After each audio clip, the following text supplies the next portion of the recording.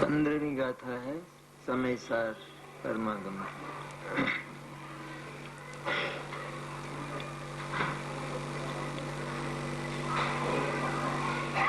चर्चा बहुत मधुर है। अभी जो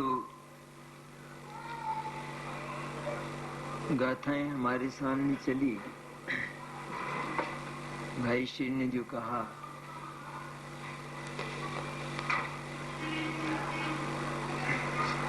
सारी जिनवाणी में ही वही विषय है। गाथा गाथा में वही शब्द और वही अक्षर मिलते हैं।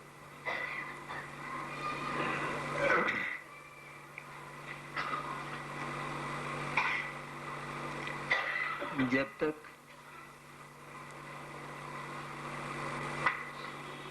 हमारे ज्ञान में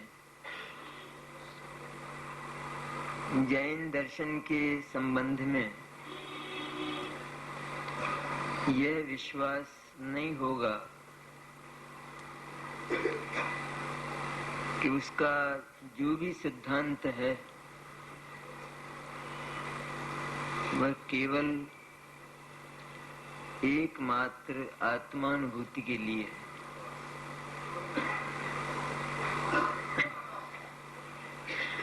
क्योंकि जैन दर्शन में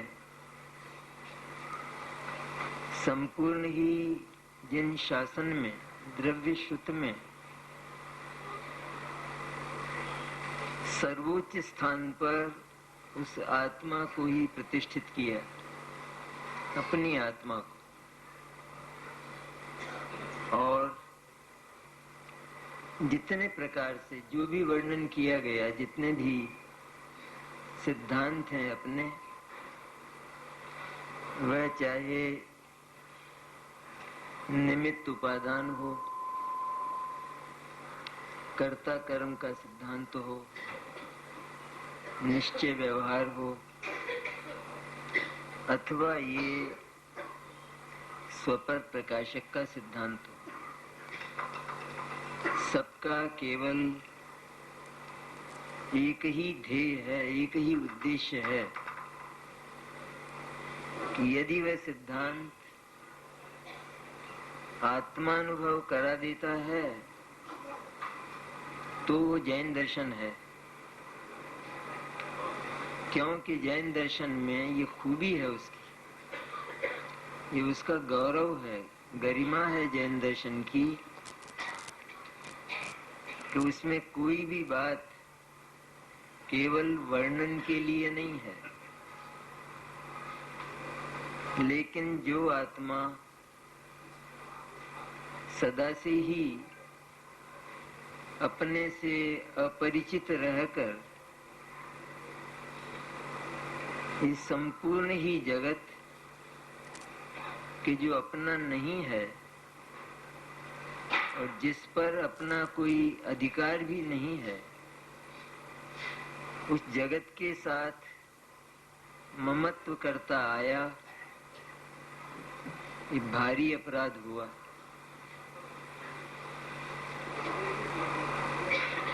यह जो बात हम सीधे शब्दों में कहते हैं कि आत्मा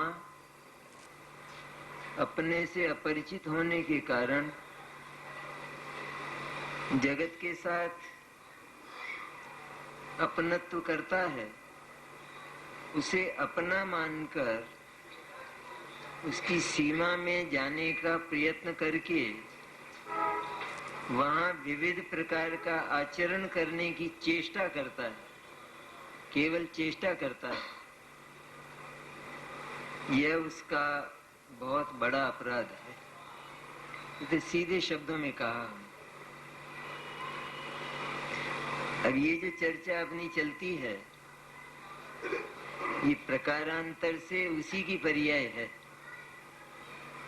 सीधे शब्दों में तो ये कि विश्व में आत्मा अज्ञान के कारण अपने से भिन्न किसी भी परद्रव्य को अपना मानता है। कुदरत को उसका यह अपराध बर्दाश्त नहीं है और उसकी बहुत बड़ी सजा होती है। परद्रव्य की बात तो बहुत दूर रही, लेकिन छठी गाथा तो बहुत ऊंचाई तक पहुंची कि जहां अपनी ही पर्याय, न केवल विकारी पर्याय पर समस्त निर्विकारी पर्याय क्षणभंगुर होने के कारण कभी भी अहम करने लायक नहीं होती। आत्मा ज्ञान स्वरूप है, जानने वाला है। उसके पास एक अद्वितीय ज्ञान चक्षु है। उसे ये जानना चाहिए कि द्रव्य और पर्याय, ये जो दो तत्व हैं, एक ही पदार्थ के दो सत हैं। इनमें से मेरी उपादेयता किसमें हो, किसमें होनी चाहिए, किसमें हो सकती है और कौन मेरे जीवन को मंगलमय करेगी। तो यहाँ जहाँ आत्मा का लिहाज नहीं है, वहाँ परद्रव्य का क्या लिहाज होगा? आत्मा की पर्याय का जहाँ लिहाज नहीं, जहाँ शुद्ध पर्याय का लिहाज नहीं। कभी यह प्रश्न हमारे मन में पैदा नहीं हुआ होगा कि जो चीज अपनी नहीं है उसके साथ ममत्व करना, उसके प्रति अपनी नीयत खराब करना, ये तो लोक में भी अपराध है। ये तो वहां भी बर्दाश्त नहीं हो सकता। लेकिन स्वयं मेरे द्रव्य की मेरी पर्याय जो मेरे द्रव्य में ही पैदा हुई है, उस पर्याय के साथ ममत्व करूं तो इसमें आचार्य क्यों आपत्ति करते हैं? इसमें क्या दिक्कत है अपनी पर्याय में ममत्व करने में? और दूसरी बात, यदि ममत्व कर भी लिया तो ऐसा कौन सा बड़ा अपराध हो गया कि जिसके कारण मुझे निगोद भेजा जाता है? कभी ये प्रश्न उठा आपने? गुरुदेव को कितना सुना, जिनवाणी कितनी पढ़ी, तो सभा में छोड़ा गया है ये प्रश्न, उत्तर अभी नहीं दिया जाएगा। अपने भीतर उत्पन्न होने वाली पर्याय, वो भी निर्विकारी शुद्ध पर्याय, और वह पर्याय जो अकेले उस एक चिन्मात्र ज्ञायक तत्व के साथ एकाकार हो रही है, अपराध नहीं कर रही कुछ, निरपराध नहीं पर्याय, निर्दोष पर्याय, अत्यंत शुद्ध पर्याय। उस शुद्ध पर्याय के साथ, मेरे भीतर उत्पन्न हुई पर्याय के साथ यदि मैंने ममत्व कर लिया, अपराध क्या हो गया? परद्रव्य को अपना मानने जितना अपराध, उसको अपना मानने का जो फल, वही इस क्षणभंगुर पर्याय को अपना मानने का फल। क्या हो गया है? कभी विचार किया? हमारा मन और हमारा ज्ञान साथ देगा ही नहीं। कि आचार्यों ने लिखा तो है, ये बात तो पक्की, क्षणभंगुर पर्याय में अन्य की बात तो बहुत दूर, लेकिन अपनी पर्याय में भी लुब्ध नहीं होना, मोहित नहीं होना, क्योंकि बहुत बड़ा अपराध है। उस अपराध का उत्तर तो आप ढूंढ कर लाइए, फिर चर्चा करेंगे। वही चर्चा अपने यहाँ चलती, वही चलती है बात कि जो सामान्य और विशेष की चर्चा ज्ञान की एक पर्याय के संबंध में आचार्य कर रहे हैं, उसमें उस पर्याय का जो विशेष है वो तो भाग कर रहे हैं समझने के लिए नहीं केवल, लेकिन ज्ञायक के दर्शन के लिए। यदि इसमें भूल हुई, थोड़ी भी भूल हुई, और विशेष के होने पर भी यदि हम विशेष को ममत्व दे बैठे, विशेष के साथ ममत्व स्थापित कर लिया, तो वही फल होगा जो परद्रव्य के साथ ममत्व करने का होता है। तो परद्रव्य की बात तो कितनी दूर रह गई कि जो परद्रव्य है वो मेरे ज्ञान में दिखाई देता है, ये बात तो बहुत दूर रह गई। क्योंकि वह अभी जैसे आया कि वह कभी आता तो नहीं है अपनी जगह छोड़कर, और ज्ञान भी अपनी जगह छोड़कर जाता नहीं है। ये तो केवल जैन दर्शन तो इस बात का प्रतिपादन करता है, लेकिन है तो विश्व व्यवस्था कि एक पदार्थ अपने स्थान, अपने चतुष्टय को छोड़कर दूसरे में जाता नहीं है। एक में दूसरे का अत्यंत अभाव है। ऐसा अस्ति नास्ति धर्म है या नहीं? या उसका अभाव कर देंगे कि आत्मा में, आत्मा के ज्ञान में, ज्ञान की पर्याय में पर पदार्थ जानने में आता है। इसमें हमने उस अस्ति नास्ति धर्म की मिट्टी की या नहीं की? हमने ज्ञान में पर पदार्थ का पदार्पण माना या नहीं माना? कहाँ दिखाई दे रहा है? ये जितने भी विश्व के पदार्थ हैं कि जिनको देखने जानने वाला आत्मा कहा जाता है, ज्ञान कहा जाता है, और जिनवाणी कहती है, लेकिन जिनवाणी तो उसका मर्म बता चुकने के बाद कहती है कि उसका मर्म यह है कि सचमुच अपने स्थान को छोड़कर, अपने चतुष्टय को छोड़कर कोई भी पदार्थ दूसरे के चतुष्टय में और दूसरे की चतुसीमा में प्रवेश करता ही नहीं। अब इतनी बात तो हुई। अब हम ये ज्ञान में मुझे पर पदार्थ दिखाई देते हैं, इस पर हम अप्लाई करें, घटाएं कि जब एक में दूसरे की अत्यंत नास्ति है, ऐसा अस्ति नास्ति नाम का धर्म तो सब स्वीकार करते हैं कि आत्मा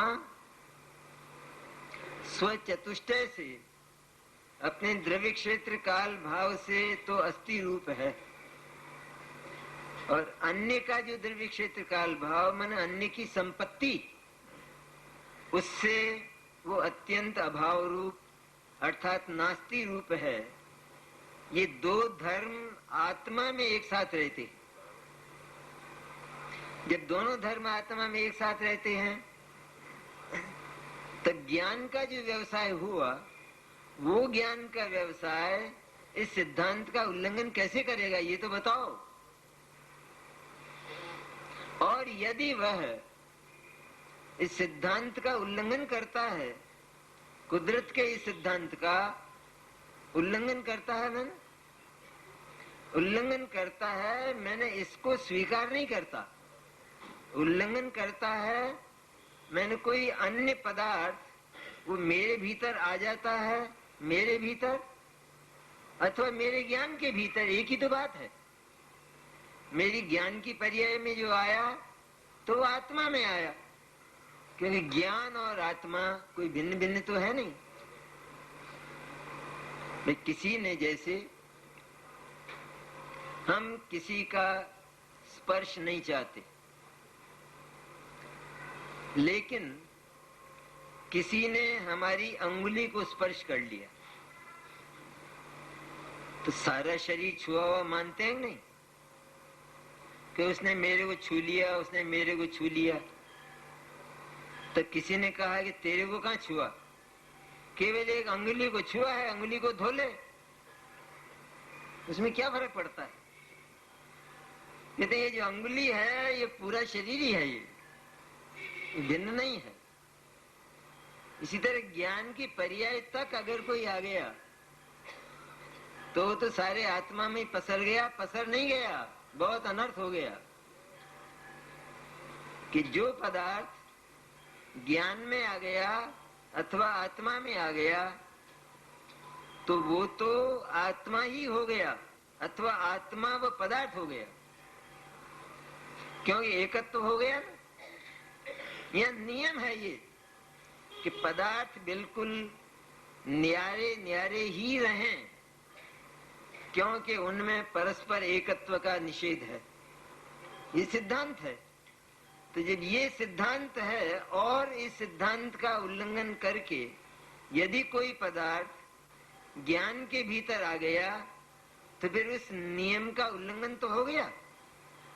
संविधान तो बदलना पड़ेगा ना। अब तो संविधान की जो धारा है उसमें संशोधन करना पड़ेगा या नहीं, कि जब अस्ति नास्ति धर्म ये कहता है कि बिल्कुल अभाव है, आने की कोई संभावना है ही नहीं, कोई अवकाश है ही नहीं, और आए जाए क्यों आएगा जाएगा। जब एक एक पदार्थ, एक एक परमाणु वो अपनी स्व शक्तियों से और अपने स्व धर्मों से अत्यंत संतुष्ट है, जो अचेतन है, तो उसको कभी ऐसा आया क्या कि मैं एक दिन चेतन बन जाऊं तो कितना अच्छा हो, ऐसा उसके आता तो नहीं है, आएगा भी नहीं, कभी नहीं आएगा। वह अपनी शक्तियों से, अपनी संपत्तियों से, अपनी अचेतन संपत्तियों से, अचेतन के पास जितना कुछ है, जितने कुछ गुण धर्म हैं, चाहे वे चेतन से मिलते हों, जिन्हें हम सामान्य गुण कहते हैं ना, वो चेतन के पास भी है और अचेतन के पास भी है। लेकिन चेतन के जितने वो सामान्य गुण हैं कि जो अचेतन में भी पाए जाते हैं, वे सारे सामान्य गुण चेतन हैं। और अचेतन के पास जितने चेतन से समानता रखने वाले सामान्य गुण है, समानता रखने वाले माने एक में एक नहीं, पर समानता रखने वाले जितने भी गुण हैं वे सबके सब अचेतन हैं। तो जब ये अपने स्वरूप को, अपनी जाति को छोड़ने को तैयार ही नहीं है और अपने स्थान से थोड़ा भी हिलने को तैयार नहीं है, तो फिर यह बात कि मेरे ज्ञान में विश्व दिखाई देता है, केवल ज्ञान में लोक दिखाई देता है, यह बात कही तो जाती है, बहुत कही जाती है। जिनवाणी भी निर्भीक होकर कहती है, ज्ञानी भी निर्भीक होकर कहते हैं, पर निर्भीक होकर कहते हैं तो भी जब हम वस्तु व्यवस्था की ओर देखते हैं तो ये बात मिलती नहीं है। जिनवाणी में कही जानी वाली ये बात वस्तु व्यवस्था से टकराती है और जिनवाणी कहती है, तो फिर अब मेल कैसे करेंगे, सामंजस्य कैसे करेंगे कि इधर जिनवाणी बोलती है कि केवल ज्ञान लोकालोक को जानता है, इधर अस्ति नास्ति धर्म ये कहता है कि ज्ञान में, केवल ज्ञान में ही नहीं, लेकिन किसी के भी ज्ञान में, एक केंद्रीय निगोदिया के ज्ञान में भी कोई ज्ञेय आता नहीं है। ये दो परस्पर विरुद्ध बातें हमें जिनवाणी में मिली। अब जिनवाणी को चैलेंज करना वो हमारी शक्ति तो नहीं है, तो कैसे सामंजस्य बिठाएं? दो बातें हैं, परस्पर विरुद्ध हैं। परस्पर विरुद्ध होने के कारण दोनों सच्ची नहीं हो सकती, और जिनवाणी कभी झूठ लिख नहीं सकती। ये कैसी उलझन है ये? अब क्या करें, क्या मार्ग निकालें? कहते जिनवाणी साफ कहती है, इसमें क्या झगड़ा है?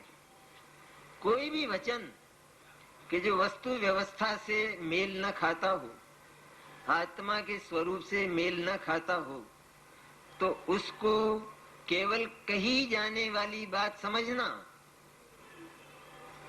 ये जिनवाणी ने संकेत कर दिया या नहीं कर दिया? उसे हम व्यवहार नए कहते।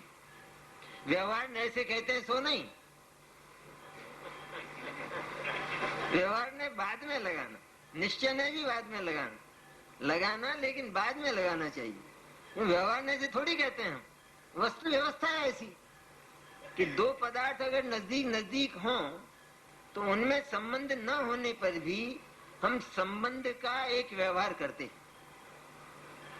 कि जैसे हम किसी के नजदीक रहते हैं, हमारा घर किसी के नजदीक है, हमसे पूछा जाता है कि ये आपके यहाँ जो बैठे हुए हैं दूसरे, ये कौन है? कहते हैं ये हमारे पड़ोसी हैं। पड़ोसी भी अपने होते हैं क्या? तो आपने कैसे बोला ये हमारे पड़ोसी हैं? तो वे क्या बोले कि ये कोई पराया आदमी है, यूं बोलूं तो अभी झगड़ा नहीं हो जाएगा? वे हमारे पड़ोसी हैं, उसका अर्थ ही यह है कि ये हमारे कुछ नहीं लगते, उसका अर्थ ही सीधा यह है। इसी तरह जिनवाणी में जो बात कही गई उसका एक प्रयोजन है, उसका प्रयोजन भी सत्य को दिखाना है, वास्तविक वस्तु स्थिति को दिखाना है। झूठ बोलने की बात तो कोई संभव है ही नहीं।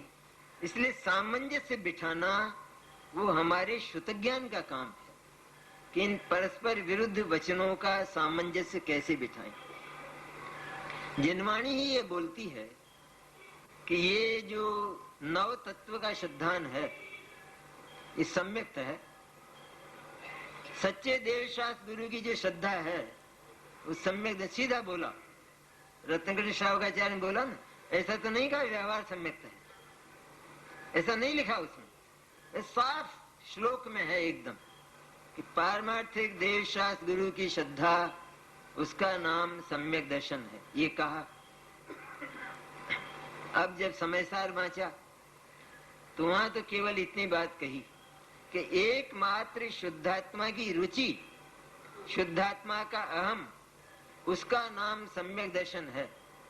शेष केवल कहे जाने वाले सम्यक दर्शन हैं, मानने लायक नहीं। तो फिर वो क्यों कहा?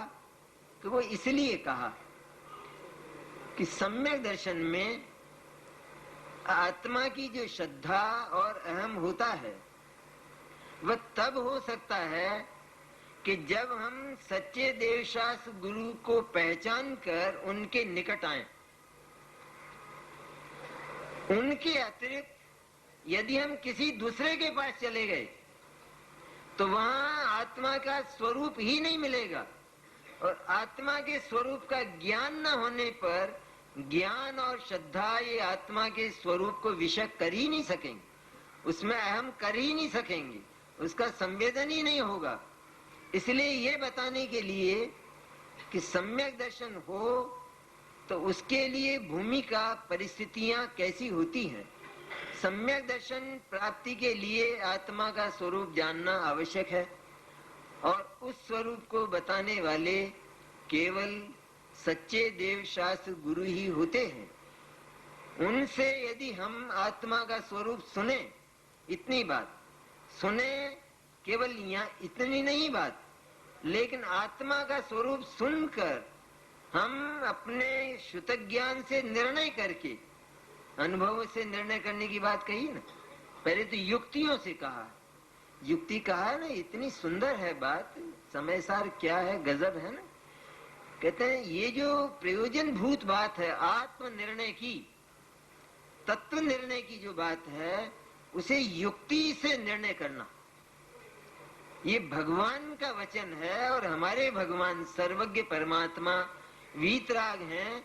इस तरह हमारे गीत गाकर स्वीकार मत कर लेना, हमारी प्रशंसा करके स्वीकार मत कर लेना, लेकिन अपने ज्ञान पर तोल कर ये बात सचमुच मेरा ज्ञान सीधा स्वीकार करता है कि बात ऐसी ही है, सत्य ही है।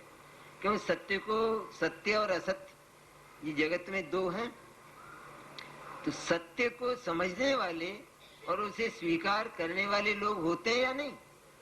हम ये कहें कि जब सदा से ही हमने असत्य को स्वीकार किया तो सत्य को स्वीकार कैसे करेंगे। कि सत्य इस तरह स्वीकार किया जाता है कि सबसे पहले जो प्रमाण पुरुष है उसका वचन हम सुनते, और उस वचन से हमें ये लगता है कि ये जो वचन सुना है ऐसा वचन पहले कभी नहीं सुना, किसी ने नहीं कहा। सबने और बातें तो बताई। हमने पूछा कि सुख का मार्ग और मोक्ष का मार्ग क्या है, तो उत्तर क्या मिला कि परमात्मा के पास जाओ। और क्या मार्ग होता है, परमात्मा के पास जाओ बस मुक्ति हो जाएगी, ये तो मैंने सुना था। लेकिन मैं जब इन अनंत परमात्मा के पास गया और उनसे पूछा कि मुक्ति का मार्ग क्या है, तो उन्होंने कहा कि हमारे पास आना छोड़ो, ये मुक्ति का मार्ग है। तो ऐसा परमात्मा और ऐसा ज्ञानी मुझे मिला ही नहीं पहले। तो ये जो अपूर्व वचन सुना, तो उससे हमारा जो समर्थ शुद्ध ज्ञान है उसने ये निर्णय लिया कि सचमुच यह वचन ही प्रमाण है और जगत में कोई प्रमाण नहीं। जैसे व्याधि हुई कोई और उस व्याधि के विशेषज्ञ और स्पेशलिस्ट होते हैं, तो हम बहुत डॉक्टरों के पास गए लेकिन व्याधि नहीं मिटी क्योंकि जो वास्तव में उसका विशेषज्ञ है उसके पास नहीं गए, और इतनी फाइल इकट्ठी हो गई व्याधि की सारी। अब विशेषज्ञ के पास पहुंचे और उसको सारी बात, सारा सब कुछ बताया, तो उन्होंने कहा कि अब तक तुम्हारा जितना ये प्रयत्न रहा वो सारा का सारा निष्फल हुआ। क्यों निष्फल हुआ? यूं ही है ये डॉक्टर सारे के सारे, ये सब बेकार ही बैठे हैं क्या सबके सब? कि ऐसी नहीं है बात, वो हैं तो सही, लेकिन तुम्हारी जो व्याधि है उसका उपचार केवल मेरे पास, और किसी के पास उसका उपचार नहीं। अब यदि यह उस बात को स्वीकार कर लेता है, क्योंकि वो बताता है, और डॉक्टरों ने जो बताई बात तो वो इसने बताई नहीं, इसने जो बताई वो सबसे अपूर्व थी, असाधारण थी। तब ये सोचने लगा, लेकिन ये बात किसी ने कही नहीं मेरे को कि तुम्हारी व्याधि का कारण यह है, तुमको व्याधि यह है और इस व्याधि का उपचार यह है, ये बात मेरे को किसी ने नहीं कही। तो इसको विश्वास हो गया, कहते ये इतने पर्चे हैं और फिर चिकित्सा लिखी। तो जैसे और डॉक्टरों के पास गया और उन्होंने चिकित्सा लिखी, तो ये बोले ये दवाई तो मैं ले चुका। तो डॉक्टर तो नाराज हुआ कि तू ही डॉक्टर है, मेरे पास क्यों आया है? पर मैं क्या करूं, कहते हैं मैं सैकड़ों डॉक्टरों के पास गया और ये सारे पर्चे भरे हैं और ये सब औषधियां मैं ले चुका हूं, लेकिन आराम नहीं हुआ। तो हर डॉक्टर को इसका ये उत्तर, लेकिन व्याधि मिटती नहीं है। और जब इस डॉक्टर के पास पहुंचा तो इसका सब कुछ न्यारा, सारा ट्रीटमेंट न्यारा, पर्चा जो लिखा तो डॉक्टर ने कहा कि दवाई ली तुमने? कि नहीं मैंने ये नहीं ली। ये ली कि ये भी नहीं ली? तो सारी दवाइयां बिल्कुल नहीं आ रही, सारा उपचार बिल्कुल नहीं आ रहा, तो क्या विश्वास नहीं होगा? तो अनंत परमात्मा के पास आए तो क्या बोले कि अन्य के पास गया तब तो वे तो ये बोले कि मेरे पास आओ, मेरी शरण में आओ, माम शरणम गच्छ, ये बोले। और ये क्या बोले कि मेरी शरण से वापस जाओ, क्योंकि ये विश्व का विधान नहीं है कि कोई किसी को शरण दे, क्योंकि हर पदार्थ स्वयंभू है, स्वयंभू है, हर पदार्थ परमेश्वर है, ये कहते हैं समयसार्थ, ये कहता है हर पदार्थ परमेश्वरी सत्ता है, वो किसी के अधीन और किसी के आश्रित वो नहीं है। ऐसा जो वचन सुना तो तब ये कहा गया कि देवशास्त्र गुरु की श्रद्धा सम्यक दर्शन है। इसमें क्या बुरा हुआ? इसमें हमारा भटकना खत्म हो गया और हम उस हमारी जो व्याधि है सदा से चली आई उसके विशेषज्ञ डॉक्टर के पास पहुंच गए। इसलिए कहा था, इसलिए नहीं कहा था कि सचमुच यही सम्यक दर्शन अथवा यही आत्मदर्शन है। इसी तरह यहाँ कहा कि जगत में बहुत है पदार्थ, अनेक हैं पदार्थ, और इधर जानने वाला ज्ञान भी है। प्रति समय ज्ञान की पर्याय चलती है। उस ज्ञान की पर्याय में ये विशेषता, हर जीव के ज्ञान की पर्याय, चाहे वो निगोदिया जीव का जो ज्ञान है वो तो अक्षर के अनंतवें भाग कहलाता है। अक्षर के अनंतवें भाग, अक्षर माने केवल ज्ञान, और केवल ज्ञान के अनंतवें भाग, इतना सा ज्ञान उसके पास है, तो भी जानने का काम तो करता ही है। क्या जानने का काम करता है? कि ये जीना और मरना मेरा ही हो रहा है। वो इतना सा ज्ञान वो जानता है, नहीं जानता है कि ये मैं मर रहा हूं और ये मेरा जन्म हो गया, इतना जान। और ये वेदना का अनुभव होता है नहीं? ज्ञान कितना सा कि सब वो इतने अक्षर के अनंत में भाग ज्ञान में वो निगोदिया जीव कैसे जानता होगा कि दुख हो रहा है? तो कहते एक बिल्कुल बिना पढ़ा लिखा गंवार व्यक्ति जो गांव में रहता है, जिसको एक अक्षर भी लिखना नहीं आता, उसको बुखार आ गया, और एक कॉलेज के प्रोफेसर को बुखार आ गया। तो अब इस गांव वाले व्यक्ति को जो बुखार आया तो इसने कितने कॉलेज में पढ़ाई करनी होगी कि इसको ये मालूम हो जाए कि बुखार आ गया, दुख हो रहा है।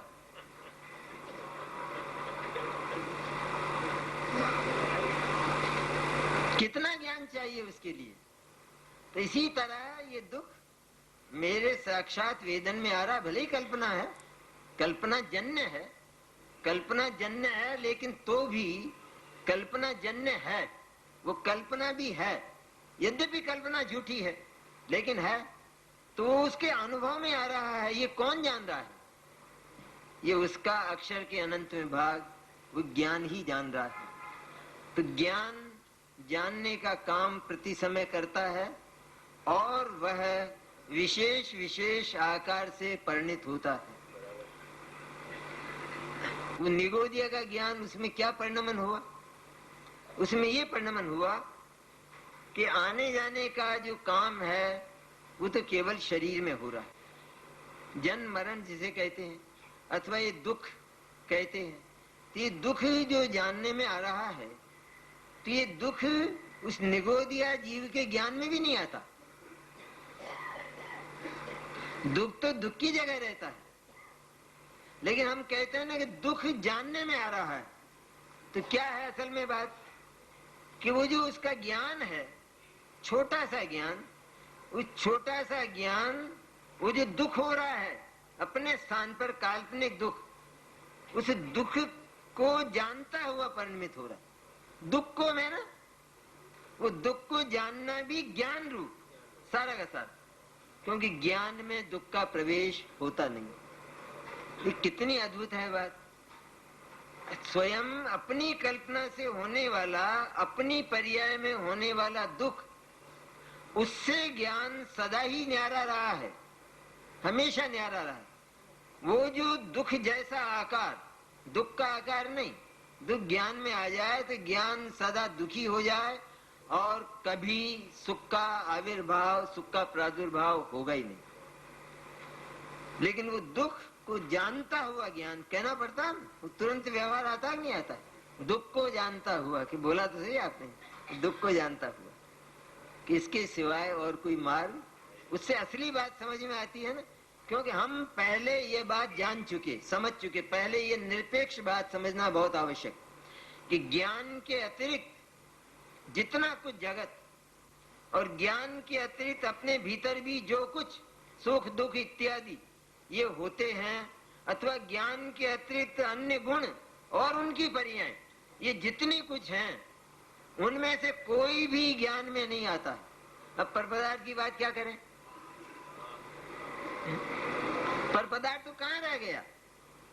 लेकिन जैसे सुख है, सुख अतीन्द्रिय सुख, तो वो जो सुख है, कहते हैं उस सुख को वो ज्ञान जान रहा है, ऐसा स्पष्ट बोलते हैं नहीं, वो सुख जानने में आ रहा है।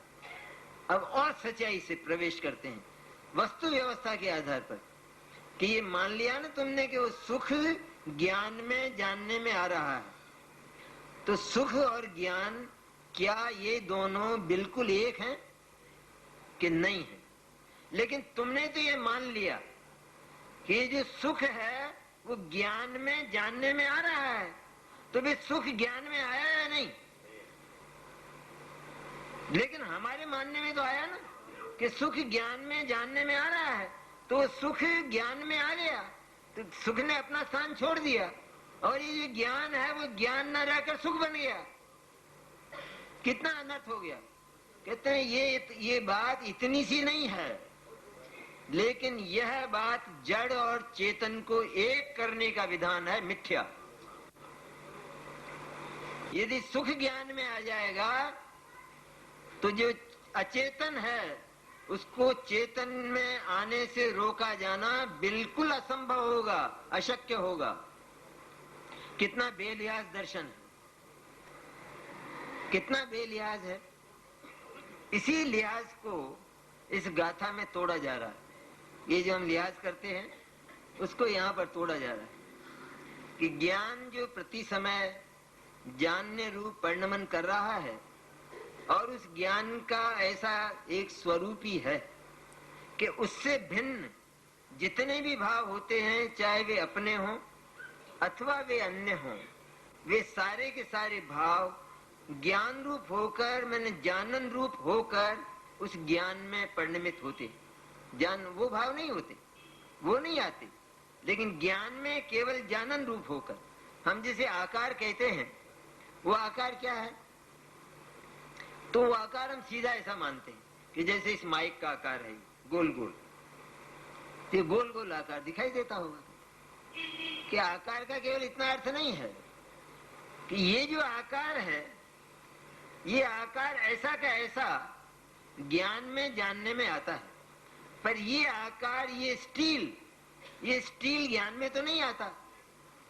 तो फिर ज्ञान में ये जानने में आता है, इसका अर्थ क्या हुआ?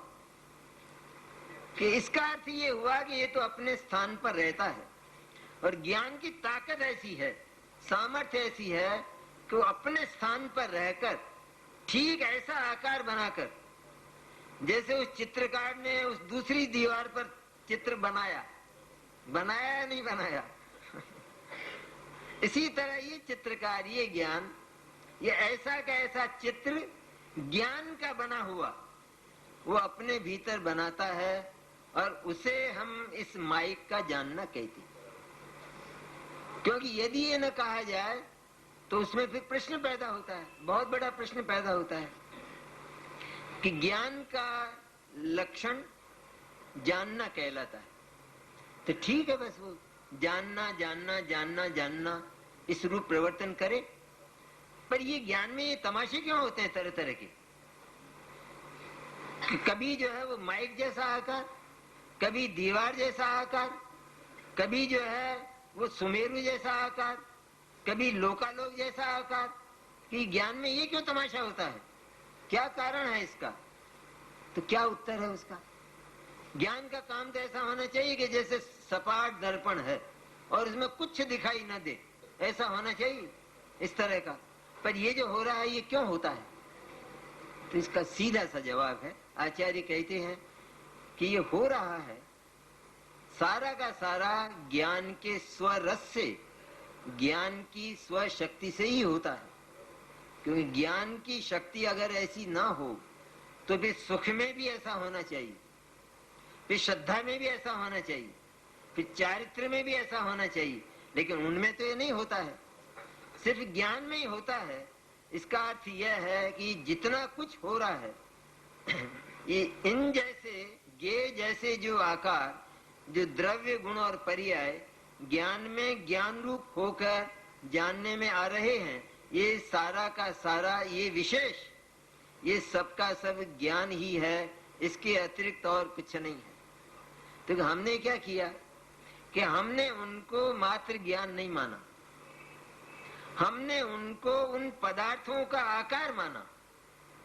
ज्ञेयाकार जिसे कहते हैं ना, यहां भी लिखा है ज्ञेयाकार, छठी गाथा में भी आया कि ज्ञेयाकार अवस्था में, ऐसा कहा नहीं कहा? तो क्या वहां ज्ञेयाकार कहना था आचार्य को? क्यों ज्ञेयाकार कहते हैं तो वस्तु व्यवस्था में फर्क पड़ता है नहीं पड़ता? कि आत्मा में तो ज्ञान का आकार तो मंजूर है, हमें हर व्यक्ति को मंजूर है वस्तु व्यवस्था के नियम के अनुसार, लेकिन ज्ञेय का आकार कैसे मंजूर करें? क्योंकि ज्ञेय का जो आकार है, जितना कुछ ज्ञेय का है वो तो ज्ञेय के बाद रहना चाहिए, तो वो ज्ञान में कैसे आ गया? इसलिए ज्ञेयाकार का कोई अर्थ है, वहां पर हमारा ज्ञान थोड़ा रुकना चाहिए और रुककर ये विचार करे कि इस ज्ञेयाकार का सीधा अर्थ ज्ञेयाकार नहीं, क्योंकि ज्ञेयाकार कहते ही ये कुदरत चिल्लाती है कि वो ज्ञेयाकार नहीं है। ज्ञेय का आकार तो ज्ञेय के पास रहता है, सारी अर्थ पर्याय और व्यंजन पर्याय वो ज्ञेय के पास रहती हैं, वो ज्ञान में नहीं आती है। तो फिर क्या है उसका अर्थ? ज्ञेयाकार कहा तो सही आचार्य ने, अमृत चंद्र ने, कि ज्ञेयाकार का अर्थ यह है कि जैसा बाहर ज्ञेय है ठीक वैसा का वैसा ज्ञान का आकार, ज्ञान का बना हुआ ये ज्ञान तैयार कर लेता है। ये ज्ञान की ऐसी सामर्थ्य है, और वह ज्ञान का आकार ज्ञेय सदृश होता है, ज्ञेय का नहीं होता, पर ज्ञेय सदृश होता है। वो जो चित्र था दीवार का, वो चित्र के सदृश था या वो चित्र था? क्या था दोनों में से? कि उस चित्र के सदृश था वो, और वो दीवार की ऐसी क्षमता थी कि वो जो सामने वाला चित्र था वो चित्र उसमें नहीं आया, क्योंकि वो चित्र अगर आ जाता तो वो दीवार खाली हो जाती, इसलिए वो चित्र नहीं आया। यानी कितना वैज्ञानिक विश्लेषण है, साइंटिफिक, कि वो तो वहां का वहां रहा, और इस दीवार दर्पण ने वो एक अलग चित्र अपना तैयार किया उस जैसा, तो उसको हम उस दीवार का चित्र कहते हैं। इसी तरह ज्ञेयाकार जहां भी कहा गया हो उसका अर्थ ज्ञेयाकार नहीं, पर ज्ञान का ठीक वैसा का वैसा आकार, वैसा का वैसा आकार मैंने ज्ञान। और क्या है ज्ञान में? और क्या होता है ज्ञान का? तो जितना कुछ है हम उसे ज्ञानाकार कहते हैं, लेकिन वो ज्ञानाकार भी ज्ञान के अतिरिक्त और क्या है? ज्ञान में जैसे किसी की व्यंजन पर्याय है, सुमेरु का आकार जैसे, ठीक वैसा का वैसा ज्ञान जान रहा है। तो ज्ञान में वो जो व्यंजन पर्याय जैसा जानने में आ रहा है, तो ज्ञान में क्या वो व्यंजन पर्याय आई है उतनी बड़ी? उतना बड़ा आकार आया है? तो उतना बड़ा आकार आया नहीं, और ज्ञान ने ठीक वैसा का वैसा जान लिया। तो ज्ञान को उतना बड़ा आकार जानने के लिए उतना बड़ा होना पड़े या नहीं? नहीं होना पड़े। तो फिर ये तो छोटा है और वो बहुत बड़ा है, तो वो इतना बड़ा आकार ये ज्ञान कैसे जानता होगा? कैसे जानता होगा? तो इसमें क्या जानने में दिक्कत कहाँ है? ज्ञान ने ये जाना कि सुमेरु पर्वत 1,00,000 योजन ऊंचा है, ये जाना ज्ञान ने। तो इसमें 1,00,000 योजन ऊंचा है, ये जानने में ज्ञान को दिक्कत आ रही है कि मैं तो इतना सा हूं, 3.5 हाथ का, और ये सुमेरु पर्वत 1,00,000 योजन ऊंचा है, तो ये तो बड़ा टकराव हो रहा है। अरे ज्ञान में जानने में कहाँ दिक्कत? यहाँ से कलकत्ता से कोटा कितनी दूर है? तो वो तो साहब बहुत मुश्किल है जानना, तो इतनी लंबाई चौड़ाई वो मेरे ज्ञान में कहाँ से आएगी? लेकिन ज्ञान में आने की जरूरत कहाँ है? ज्ञान को तो सिर्फ जानना है, और वो लंबाई चौड़ाई तो वहां सड़क पर ही रहना है या रेल मार्ग पर ही रहना है, उसको तो वहीं रहना है। ज्ञान को तो सिर्फ इतना जानना है कि वो यहाँ से 1,000 अथवा 1,500 किलोमीटर है, हो गया काम। अच्छा, ये जो जाना ज्ञान ने कि वह यहाँ से 1,500 किलोमीटर है, ये ज्ञान ने जाना। देखिए जानने की कला ज्ञान की। तो क्या जाना कि उसने 1,500 किलोमीटर जाना कि नहीं जाना? वो 1,500 किलोमीटर तो वहां सड़क पर, तो उसने वो 1,500 किलोमीटर जाना कि नहीं जाना? क्या जवाब दिया जाएगा कि जान भी लिया और जानकर वो 1,500 किलोमीटर ज्ञान में आया नहीं, पर ज्ञान में आए बिना ही ये 1,500 किलोमीटर है, ये सारा का वो सड़क नहीं है, लेकिन ये ज्ञान है सारा का सारा। बात आती है ना?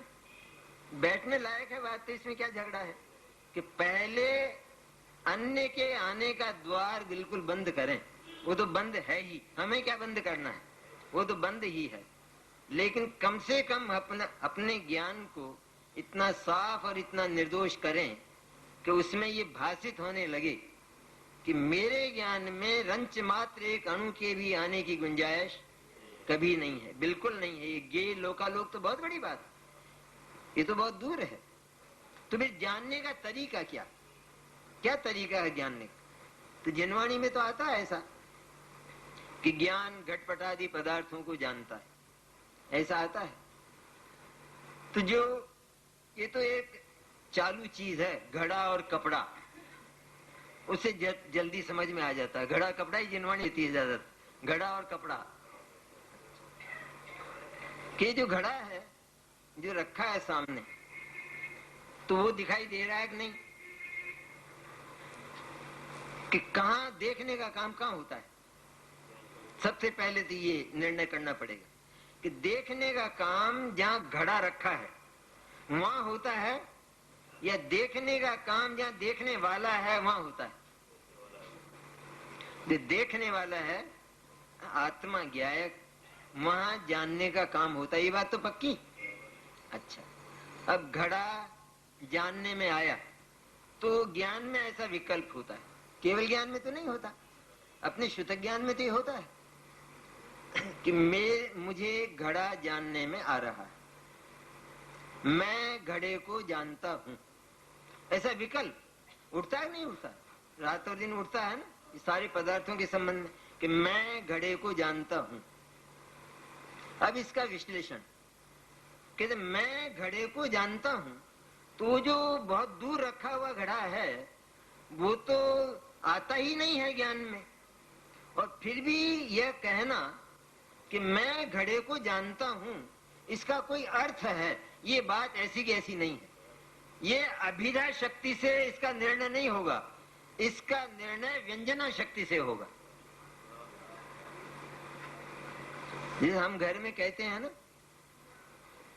कि पुरानी रीति है कि जैसे दीपक जलते थे घरों में, मिट्टी के तेल के अथवा मीठे तेल के दीपक जलते थे, तो जब दीपक बुझाने का समय होता था तो माँ पुत्र को यह कहती थी कि दीपक बढ़ा दो, बढ़ा दो। अब उसका अर्थ तो सीधा यह हुआ कि ये कम जल रहा है तो बत्ती और तेज कर दो। अर्थ तो यह होता है, लेकिन उसका अर्थ क्या होता था कि उसका अर्थ ये कि इसको बुझा दो। उसी तरह ज्ञान में ये विकल्प उठा, घड़ा मेरे जानने में आ रहा। ये विकल्प उठना कोई झगड़ा नहीं, घड़ा मेरे जानने में आता है, ऐसा विकल्प उठा। अब इसका विश्लेषण करना है, क्योंकि घड़ा तो आएगा नहीं। तो फिर ये क्या है, कहते हैं कि जितना जो विकल्प है ये कि घड़ा मेरे जानने में आ रहा है, ये जो घड़ा है ये घड़ा नहीं, मिट्टी नहीं, मिट्टी का नहीं, लेकिन ये ज्ञान है। और कैसा जानने में आ रहा है कि ठीक जैसा घड़ा है सामने, वैसा का वैसा ज्ञान हो रहा है, ज्ञान वैसा का वैसा हो रहा है, वैसे के वैसे आकार हो रहा है, वैसे का वैसा प्रकार हो रहा है। और वो हो रहा है तो वो जो हो रहा है वो आकार, वो घड़े को कहते हैं कि वो गोलाकार है। तो ये गोलाकार जैसा इस ज्ञान में हो रहा है कि नहीं हो रहा है, कि हो रहा है। तो फिर ये गोलाकार क्या है, ये गोलाकार वो घड़ा है या ये ज्ञान है? ज्ञान है। और ये ज्ञान है तो इस गोलाकार में जानना है या नहीं? या इसको जानने कोई दूसरा ज्ञान आएगा कि ये जानना ही जानना है। बस आचार्य को इतना कहना है इस गाथन कि ये जो प्रति समय ज्ञेयाकार, ये तो लचीला है ज्ञान, और कठोर भी इतना है कि किसी को प्रविष्ट होने ही नहीं देता। और लचीला कितना है? लचीला इतना है कि ये जितना लोकालोक, ये सारा ये लोकालोक तो अपनी जगह रहता है, और ये अपने भीतर ठीक वैसे के वैसे चित्र तैयार कर लेता है, और वे सारे चित्र ज्ञान के बने हुए होते हैं। इसका अर्थ ये कि वे सारे चित्र ज्ञान ही होते हैं। इसका अर्थ ये कि वे सारे चित्र जानन रूप होते हैं, जानन भाव रूप होते हैं। इसके अतिरिक्त वो और कुछ नहीं।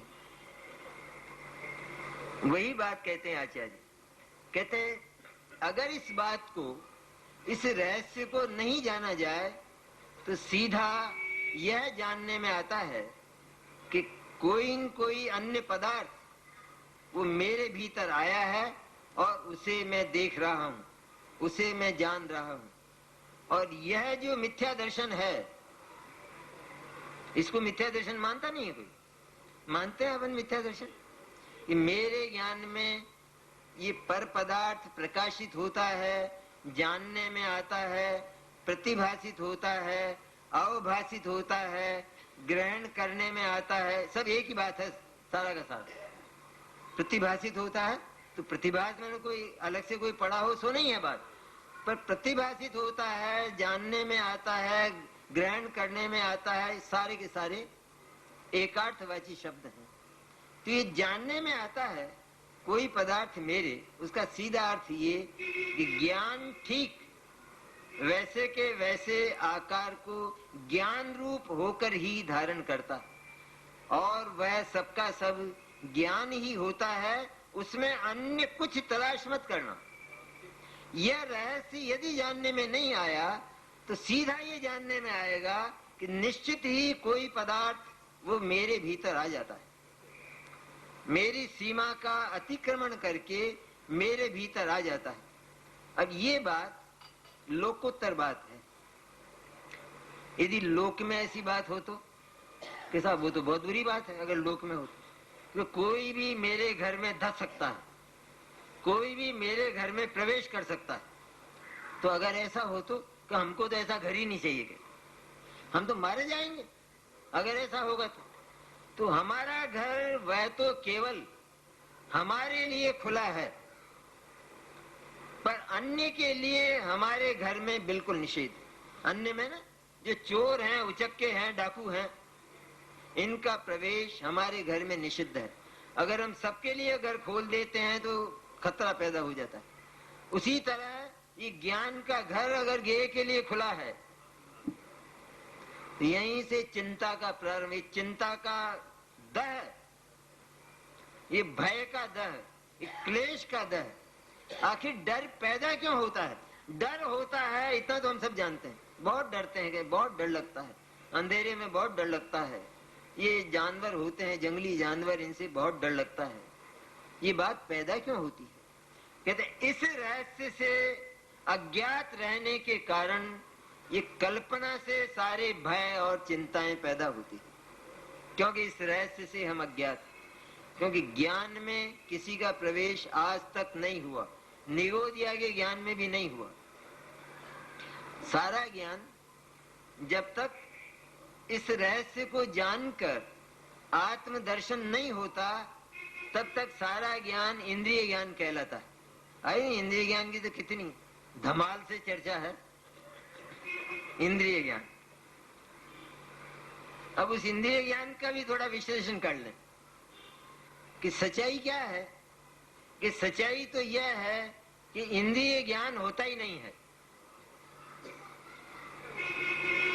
तो क्या होता है कि जितना भी ज्ञान होता है अतीन्द्रिय होता है। ये नई बात है कि हम तो इंद्रिय ज्ञान सुनते ही आए, पर इंद्रिय ज्ञान होगा कहां से? जो इंद्रियां हैं वो तो कतई जड़ हैं और उनका ज्ञान होता ही नहीं है, उनसे ज्ञान होता ही नहीं है, उनमें से ज्ञान आता ही नहीं है। वे ज्ञान की कारण बनती नहीं है, वे ज्ञान की साधन नहीं। ये जो 5 इंद्रियां हैं पुद्गल की जड़ की बनी हुई, इनसे ज्ञान होता है? नहीं होता। फिर इंद्रिय ज्ञान कहा नहीं कहा? हम कहा नहीं, मैं माना नहीं माना।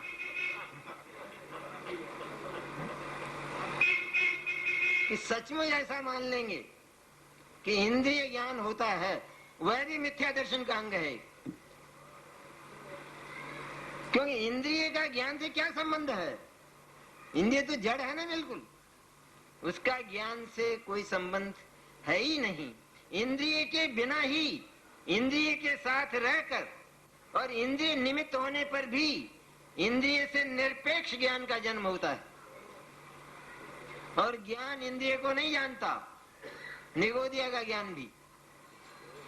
इंद्रिय तो जड़ है ना, बाहर पड़ी है, वो तो पुद्गल है, ज्ञेय है ना।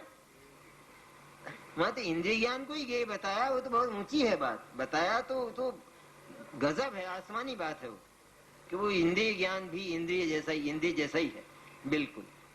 क्योंकि उससे हमारे प्रयोजन की कोई सिद्धि नहीं होती। पर पहले तो इस इंद्रिय ज्ञान की चर्चा कर लें कि ज्ञान इंद्रिय ज्ञान होता ही नहीं, क्योंकि इंद्रिय से उसका कोई संबंध नहीं है और इंद्रिय से उसका जन्म इंद्रिय निमित्त। वहां तो इंद्रिय ज्ञान को ही ज्ञेय बताया, वो तो बहुत ऊंची है बात बताया, तो गजब है, आसमानी बात है वो, कि वो इंद्रिय ज्ञान भी इंद्रिय जैसा ही है, बिल्कुल। क्योंकि उससे हमारे प्रयोजन की कोई सिद्धि नहीं होती।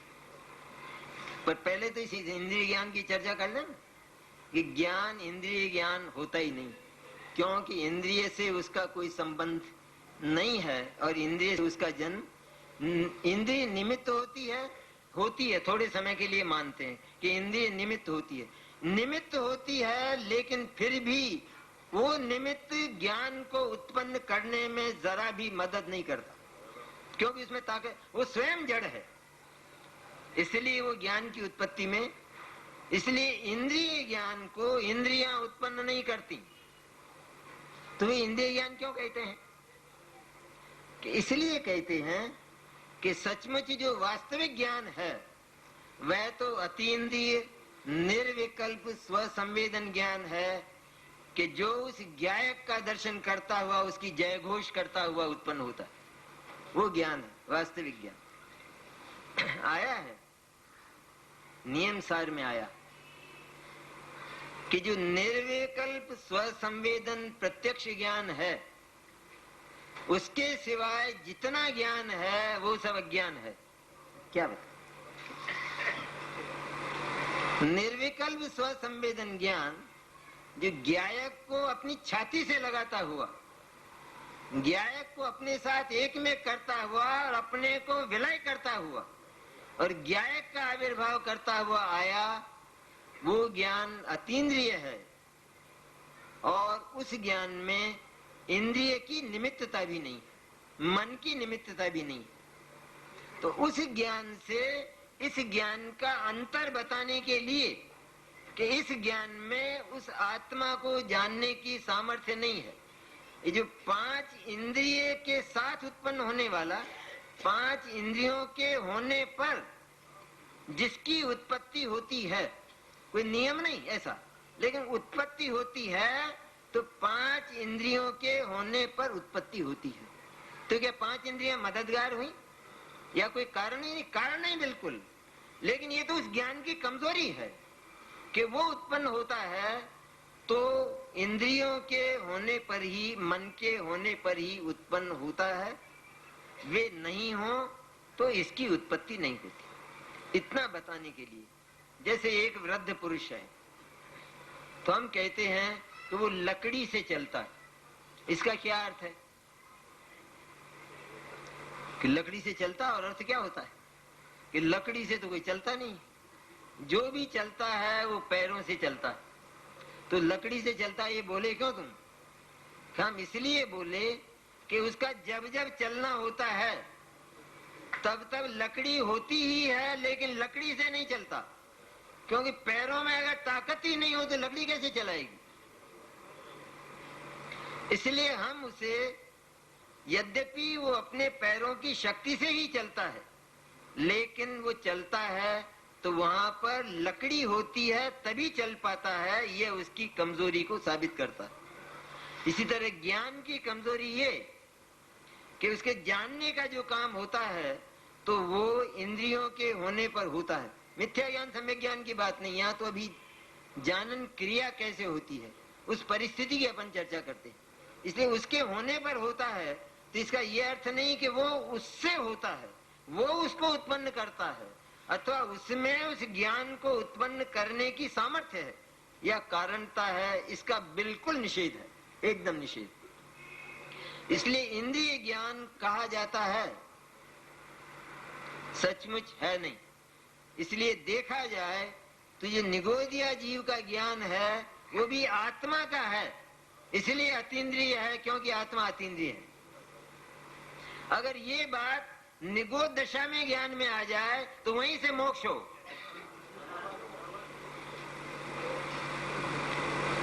निगोद दशा में ये बात जानने में नहीं आती, ये बात पक्की, लेकिन रुकावट नहीं है, किसी ने रोक रखा है। तो स्वयं ही ज्ञान इस तरह का मूर्ख और अज्ञान हो रहा है कि वो वहां पर ये बात जानता ही नहीं है, जान ही नहीं पाता है, क्योंकि उसकी लिप्सा और उसका ममत्व अन्य में पड़ा हुआ है। लेकिन यदि यह बात जानने में आ जाए कि ये जो ज्ञान है, जितना कुछ अक्षर के अनंत में भाग, ये ज्ञान, ये जो साथ में मेरे स्पर्शन इंद्रिय है, ये स्पर्शन इंद्रिय जैसा जो ज्ञान उत्पन्न होता है वो स्पर्शन इंद्रिय पैदा नहीं करती, वो बिल्कुल न्यारी है और ये ज्ञान न्यारा है। तो मैं तो ये ज्ञान हूं, स्पर्शन इंद्रिय नहीं हूं। अगर इतनी बात वहां आ जाए तो मोक्ष जाने से कौन रोक सकेगा? भगवान कहेंगे कि नहीं नहीं, अभी निगोद में रहना है, अभी मोक्ष नहीं जाना है, कोई रोक नहीं सकता है। लेकिन वहां ये बात होती नहीं। हमारे ज्ञान में, श्रुत ज्ञान में, मन वाले ज्ञान में ये सामर्थ्य होती है, लेकिन मन वाला होकर भी यदि इस ज्ञान को अतीन्द्रिय स्वीकार न करे, एकदम ज्ञान सबसे निराला, सर्व भावों से निरपेक्ष ज्ञान की जो पर्याय होती है वो अपने अन्य गुणों की भी अपेक्षा नहीं रखती है, निरपेक्ष पैदा होती है अपनी सामर्थ्य से। यदि यह बात यहाँ विदित हो जाए तो तत्काल आत्मा का दर्शन होता है। स्वाधीन स्वीकार किया ना ज्ञान, और वह जो ज्ञान है वह ज्ञान आत्मा से भिन्न नहीं है, लेकिन उस ज्ञान को देखते ही आत्मा की याद आती है। ज्ञान को देखते ही ज्ञान की याद नहीं आती। किसकी याद आती है? आत्मा की याद आती है। इसलिए ज्ञान अर्थात अनुभूति कहा नहीं आती। वो जो अनुभूति है शुद्ध ज्ञान है, जो शुद्ध ज्ञान है वो आत्मा ही है। ऐसा न जानकर हम उस शुद्ध ज्ञान में जो अनेक आकार, विशेष विशेष आकार जो प्रति समय बनते हैं, उन विशेष आकारों को हम ज्ञान मात्र, सिर्फ ज्ञान न मानकर उनमें जो विशेषता देखते हैं, उसका अर्थ यह है कि कि अभी ज्ञेय से हमारा ममत्व टूटा नहीं है, हम उसमें ज्ञेय को देखते हैं, तब न उसमें ठहरते हैं हम। किसी ज्ञेय को जानते समय उस ज्ञेय को जानने में अटकना, इसका कारण क्या है? क्यों अटकते हो? क्यों खड़े रहते हो मेरे घर के सामने? ऐसा कोई व्यक्ति कहता है। ज्ञेय भी ये कहता है कि मेरे सामने क्यों खड़ा है, कि क्यों खड़ा है, खड़ा रहने में क्या झगड़ा है? ज्ञान हूं मैं, जानना मेरा काम है। तो ज्ञेय क्या बोलता है कि ये कोई जानने की तमीज नहीं है, यहां से चल दे मेरे सामने से, मेरे घर के सामने से। मेरे घर के सामने जो खड़ा रहता है, प्रथम तो जिस वास्तव में जिसके पास अपना घर है, वह तो अन्य घर बीच में आते तो हैं, लेकिन उनको पास ऑन कर देता है, वहां खड़ा नहीं रहता। और यदि कोई खड़ा रह गया 10 मिनट भी 15 मिनट भी कोई खड़ा रह गया और देखता है यूं किसी के घर के सामने, तो फिर वो घर का जो स्वामी है वो क्या जानता है कि कोई उचक्का खड़ा है। इसको 15 मिनट हो गए देखते हुए, तो फिर हमने अपने आप को क्या माना? हम ज्ञेय को जानते हैं, ज्ञेय को जानते हैं, ज्ञेय को जानते हैं। क्यों जानते हो? एक बार जान तो लिया कि वो तुम्हारा नहीं है, अब क्या जानना बाकी रहा? कहते और अभी जानना, उसकी जेब में हाथ डालना बाकी है अभी।